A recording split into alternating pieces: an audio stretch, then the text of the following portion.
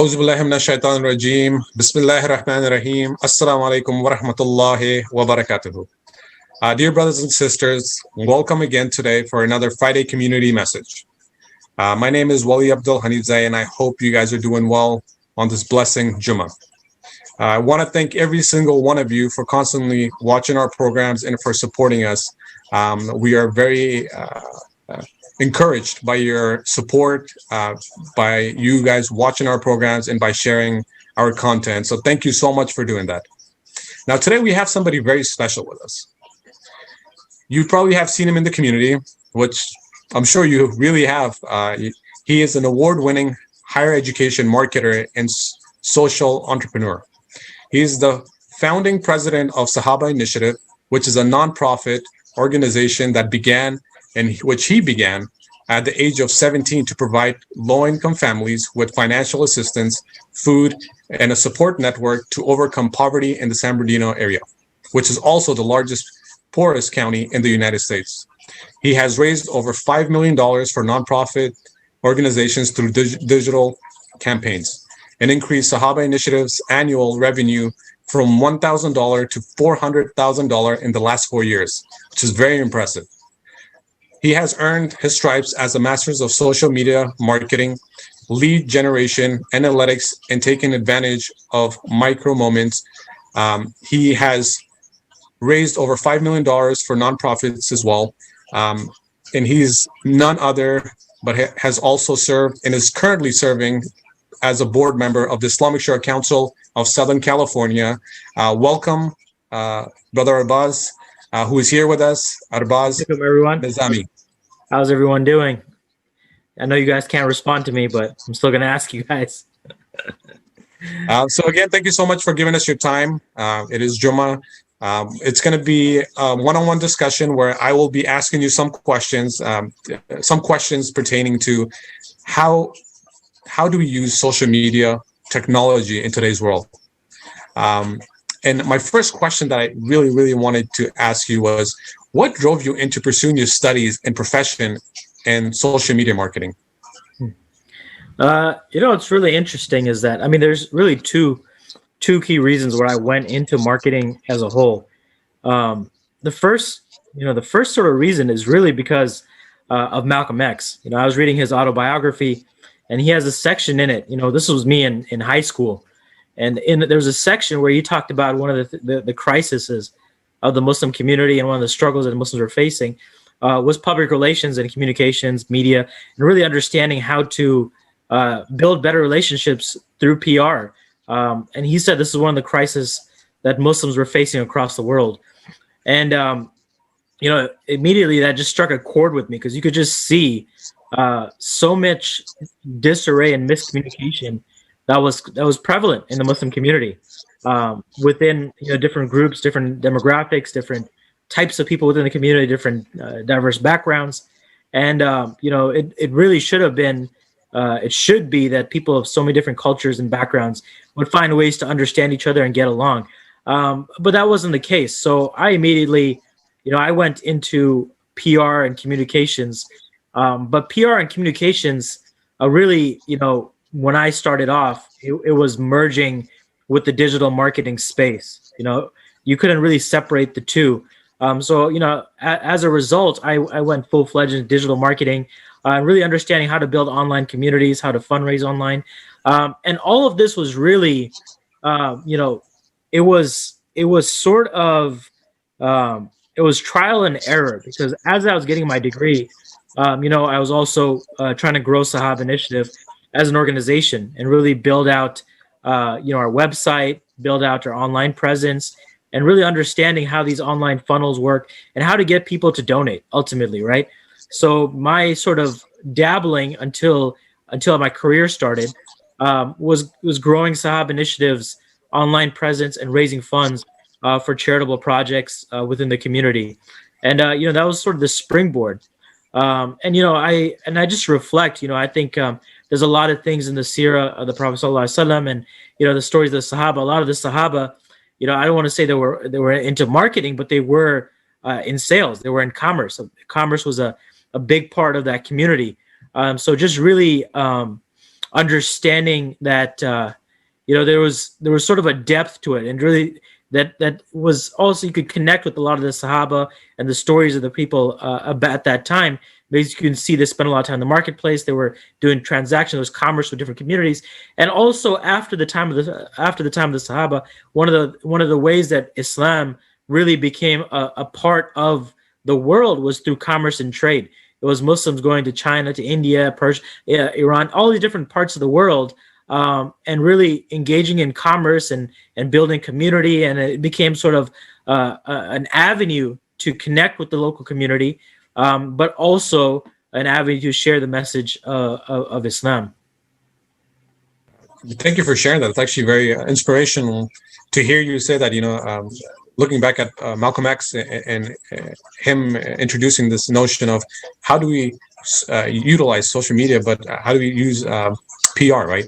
Public relations. And if we look at it in today's society, it seems that social media is a vastly big platform in today's world. I was going to ask you, in your perspective, how important is social media today? There's a lot of negativity around the idea of social media, and it's probably rightfully so. I mean, I think there's a lot of abuse when it comes to what a lot of major tech companies were doing, what they're doing to basically divide people. I mean, it's very clear from some of the data that a lot of tech companies are creating algorithms to make sure people are constantly engaging in conversation. But engaging in conversation means that you're constantly getting into fights, you create silos, and you're splitting people. So you have a lot of that aspect of social media. There's a lot of negative mental health aspects of social media. So there's a lot of things that are really detrimental about social media. But the reality is, people are spending time on social media. They're not giving it up. It's sort of an addiction in a sense. And they're spending mindless hours scrolling and looking through their feed and sharing memes and things like that. And the real problem is not that they're on social media, but it's really, what's your purpose? Why are you doing this, right? You shouldn't do anything and waste so much of your time. So if you're going to spend time on social media, right, you see now there's this giant trend on TikTok, and there's all of these Muslim youth that are making these little video messages, and they're sort of like, what it is like, there's probably 10 original videos, and there's just constant copies. There's thousands of people imitating and creating sort of copies of those same videos. And you get a lot of views and a lot of things, but you're not doing anything of any value. So my push to especially young people is that it is great. Be on social media, spend your time there, whatever, I don't care. But do it with a purpose, right? If you're going to spend every day making these videos, spending enormous amounts of your time, spending an hour, 2 hours or whatever, choreographing these videos where you're doing dumb things, these dance challenges, and you're doing this consistently, right, for weeks to build up your follower count, you're getting likes, you're doing all of this stuff. And it's all smart. Like, I mean, I don't want to dissuade you from doing these things. What I do want to dissuade you from is doing it for no purpose, right? If you're going to be on these platforms, fundraise for charitable projects, look at social causes, do things that are beneficial. And there's dozens of studies. My master's thesis was really on the idea of how to grow social movements and grow movements on the internet for change through the use of social media. And I looked at everything. I mean, I looked at what people are doing to just increase the ability to connect with the Quran on the internet, and really just how much can you get people to memorize. There were things like that where they're out there, how many people you can get to mobilize to volunteer in their local communities. So if you really get the data right and get the analytics right, you could really be creating a lot of change within your community. But you have to be intentional about that versus just trying to do this sort of thing where you get likes and followers and look good on social media. Yeah, and I think something you said very importantly, which I've also caught too, that there's times there are cases as you had at Sahaba Initiative, you have a clinic there, right, a mental health clinic. Some of the younger folks that are coming in, they have this notion or perception of, how do I get fame very easily, right? It's like, how do you get likes very quickly? and that has really changed the chemical in their brain, where they're starting to take a path that's that leads towards anxiety, depression, and even having suicidal thoughts, because they're always trying to reach for not having a main purpose, like you said, have a main purpose, not just to copy someone or not to get the most likes. But it seems that there's also a trend where it's causing problems too for the younger generation, or even for the older generation at times. Yeah, there's sort of a cycle and a trap, right? Once you're kind of in this space of social media, you're kind of competing with yourself to be seen. You see other people being seen. You want to be seen more. So there is a sort of element that really could drain you and get you caught up in this sort of rat race in this cycle. But the reality is, it's an endless pursuit, right? The pursuit of fame and the sort of vanity is just endless. It means nothing. So I think that shouldn't be ever your goal. I mean, you'll never achieve it, right? Who the heck? The only people that are actually famous, I mean, you have people that are famous for no reason, very few people, but generally people that are famous have some sort of extraordinary talent, their ability to do something. And, that's the reason people are famous. You're a famous boxer, you're an athlete, maybe you're an artist, whatever it is, there's a purpose, right? But unfortunately, what people want is to be famous for no reason. And, that should not be a pursuit ever. I mean, you shouldn't be pursuing that in the first place, but you should at least pursue excellence, in the sense of, if you're going to be on there, do something great, and then, then boast about it, but don't boast about doing nothing. And then maybe just don't boast at all, but at least you have a reason to boast if you've accomplished something on there. Yeah, and I think one thing you said it very nicely too is that if you want to do something, do it with with an intention, have a niyyah, have a purpose to it, right? Try to do something for for a cause, right? Assist nonprofit organization, or try to help your elders or your grandparents, and helping them utilize social media or technology in a better sense. Michael, next question I did wanted to ask you is, how does one lead their organization using technology and social media? Or how should they use it?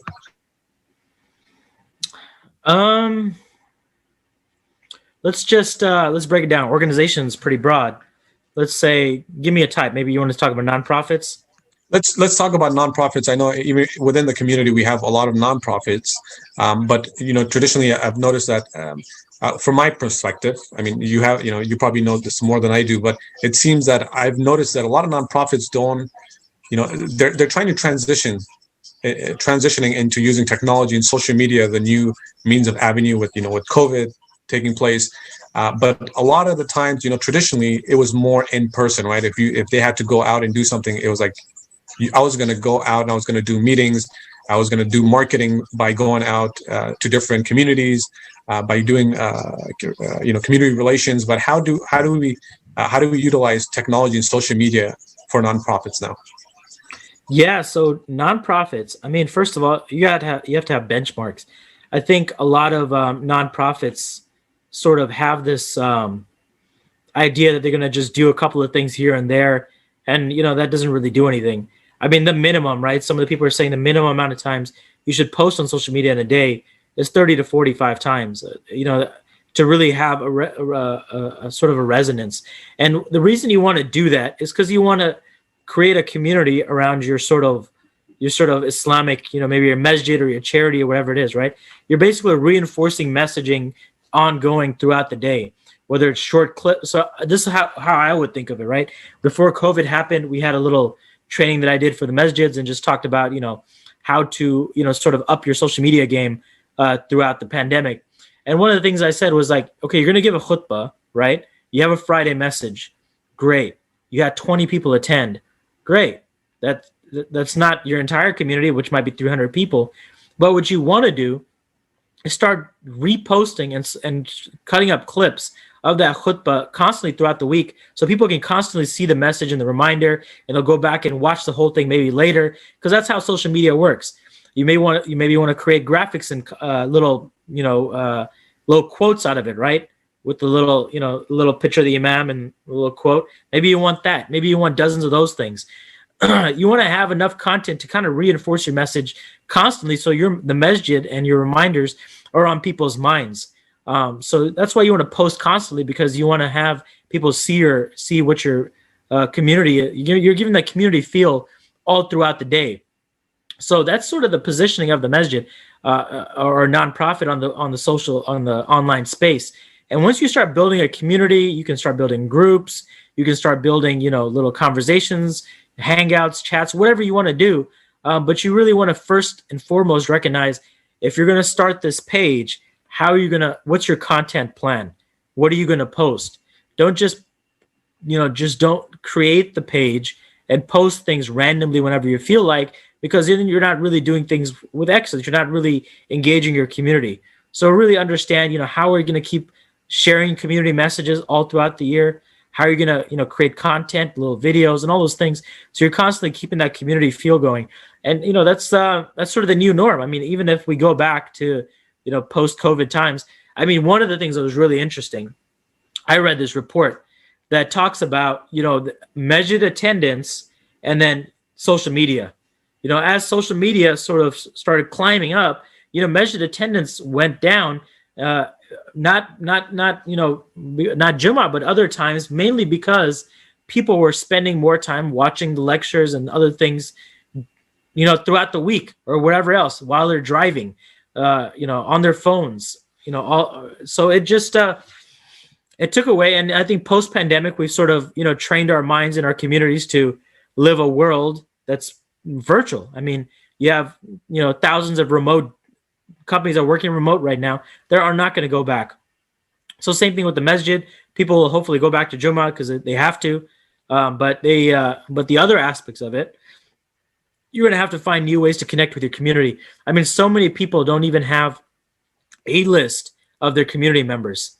I mean, that's like a starting point, right? Having a list of your community members, recognize, having, if they're very open to it, at least ask them to follow your pages or whatever. But, at least having your emails to communicate with them through emails constantly.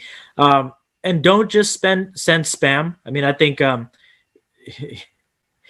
some people send some very weird stuff.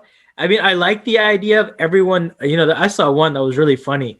It was like some guy posted a picture that's like, brothers and sisters, we found a dead mouse in the masjid, blah, blah, blah. We killed it. we took care of the mouse, and we're having the janazah. He's being buried. The whole thing is done. But I thought that was funny. But there's other incidents that are not as funny that you shouldn't share with the community. So, try to be more positive and uplifting. Don't share board drama, whatever else, lawsuits. I think well, my next question was going to be, it's actually really funny. I don't know if it's because, the fact that there's so many people using social media nowadays, that competition is so high that there needs to be a constant, update on daily tasks. Maybe that person felt like, they have to share that with the community. But I was going to ask, how do we actually, I had two questions here. How many posts would you, based off your experience, should an organization post on a daily basis? And number two, because COVID hit and now everyone is, using their phones as a means of, reaching out to their community, how should organizations compete with so many content that's being put out there now? Doesn't that devalue kind of the value of the content? No, because ultimately, there was this, when I was in my undergrad, we got a chance to meet this professor from Pomona College who was a specialist in media. And we sort of talked about the trends in media. You have this idea where, mass media becomes so mass, and, everyone has like this time period where you're looking at, mass messages. But ultimately, people want to start hearing about their local communities, people that are connected to what's going on. And you start to get into this micro space. Yeah, and social media has really become about that idea of the micro space. It's about the micro moment. It's really, great. Is anyone here going to compete with Omar Suleiman's marketing team and Yaqeen's team? No, masjids are not going to hire, dozens of people and make them produce well-quality research and produce videos every single day and have the top-notch. No, they're not going to do that. I mean, it's just very difficult. You're going to spend, $250,000 to $1 million, $500,000 just on that. It'd be ideal if you're going to grow or whatever, but that's not the case. But what you can do is keep the community feel going make it very personal, find ways to keep the community connection going, be very quality driven and very personalized in your sort of approach of community. It's making prayers for the people within your community, reminding them about what's going on locally. It's having messages that impact their local community. A message generally, you're the hub of your community, right? You recognize what's happening with schools in the community. You recognize what's happening with the homeless population. You recognize what's happening as far as crises within the local community. So be that sort of voice, from the local community, and really drive content and everything around what's happening around you. Don't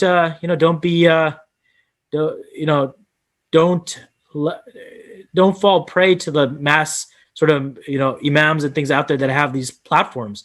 You do have a special space within the hearts of people. People spend the majority of their time in their local communities. The amount of time they spend in the presence of a major speaker is probably slim.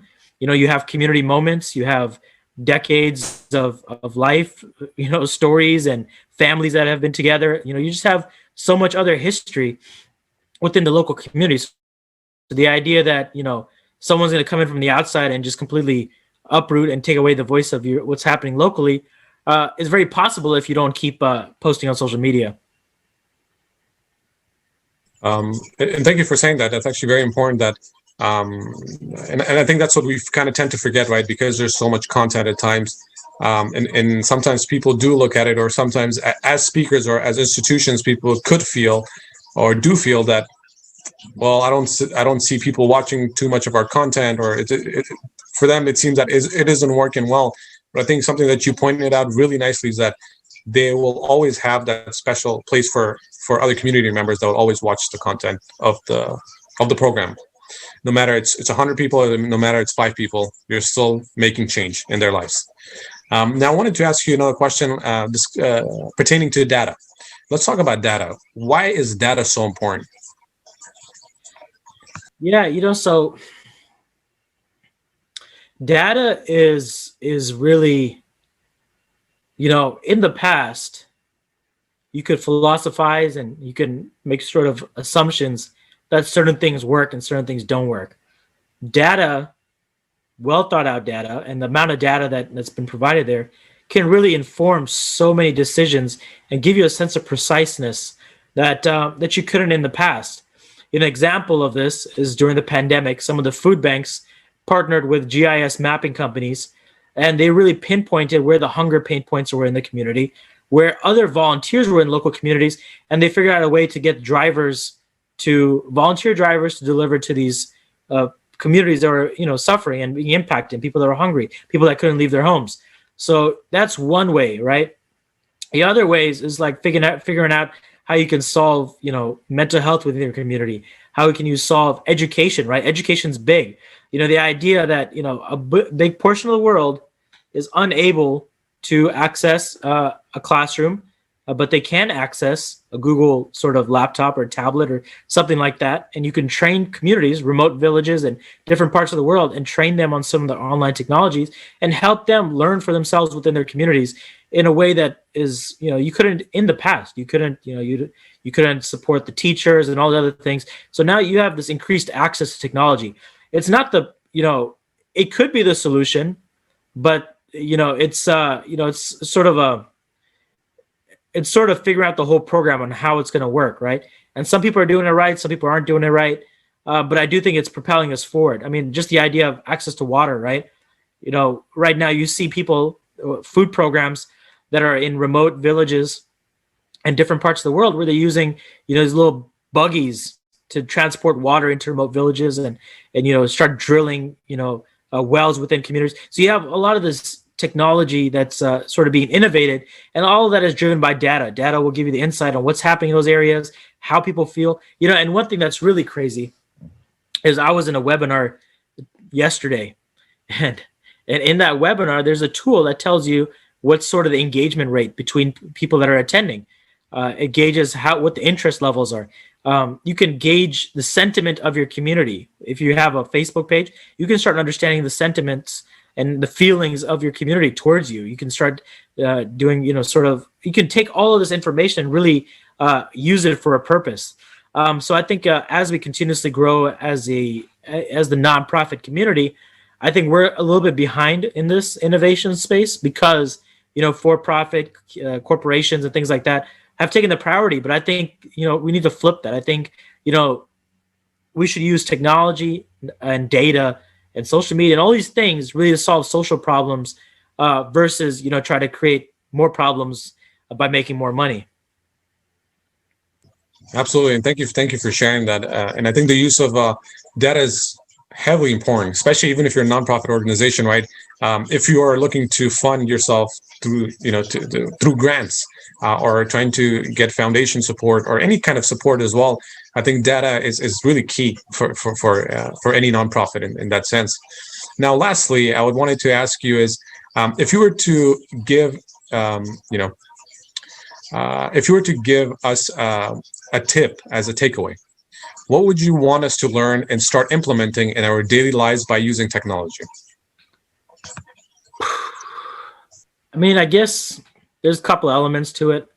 The first thing, which you should have in general, is figuring out, what your benchmarks are. What do you exactly want to happen within your local communities, right?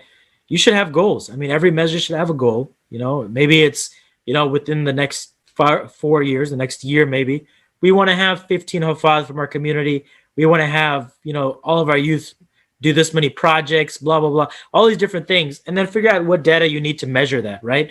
And how are you going to do that using your technology, whether it's organizing groups, whether it's organizing, little Holocaust sessions, whatever it is, find ways to track information, use something like Google Data Studio and just, find ways to collect data and really measure the impact that you're having as a community. Secondly, you asked what technology should we be using? Yeah, I mean, I think different organizations have different, different purposes. I definitely think, fundraising online is a big thing. If you're a community, especially charities, especially humanitarian organizations, you can raise a whole lot of money. I mean, I saw a statistic. Someone raises almost 60%. A major nonprofit raises 60% of their income from Facebook fundraising. I mean, you have all these opportunities to really create change if you use it well. So, and then you don't have to lose any money. I mean, you should be able to collect your ROI and understand, what's your investment going to look like. If you're going to spend $100,000 to hire a digital marketer, you're going to spend $20,000 on marketing or $50,000 on advertising, whatever it is. Let's say your investment's $150,000. Your goal is to raise, first of all, you want to raise that money back and you want to increase 50%, 60%. Over the years, it's just going to keep going up. So recognize that, it's not a loss of money. This is actually a proper investment of money. There's this one guy, he's a Muslim guy. He talks about, there's an idea of owning land, owning real estate in the past. Right now we're in the space where we're owning digital real estate. It's about, having your own space and having your own information, your own data, your own, database and all these different things to really create change within your communities. There's a value to it. And I think you could be so specific and so organized with it that you can probably do a whole lot more than having a giant building in the middle of downtown LA or downtown New York or wherever else. Perfect, and thank you so much for that suggestion as well. I know time has come to an end, and we want to thank you for giving us your time. Any last takeaways, or anything that you would like to share with the community? I guess, first of all, Jazakallah for having me and really just, talking about this topic, which is interesting. And it's always a difficult topic because there's a lot of negativity around social media, and the idea of me telling people to be positive about it and focus on some good works, it can be problematic. But if you're going to spend time on social media, be intentional, use it for a purpose, and really, understand that you don't want to be on there just to waste your time and do weird things and be goofy and all that stuff. That's all fine and dandy. But if you're going to have that talent and you're going to have that rigor and that commitment, do it for a purpose. So I guess that's my sort of my parting message. And for communities, nonprofits, Masajid, I think, one of the reports that came out by the World Economic Forum is that there's going to be a significant job growth when it comes to digital marketing, digital advertising, digital skills over the next 10 years that was sped up by the COVID pandemic. So thinking about that, recognizing that this is the space that we're in, and you're going to be competing, so might as well get ahead of the game.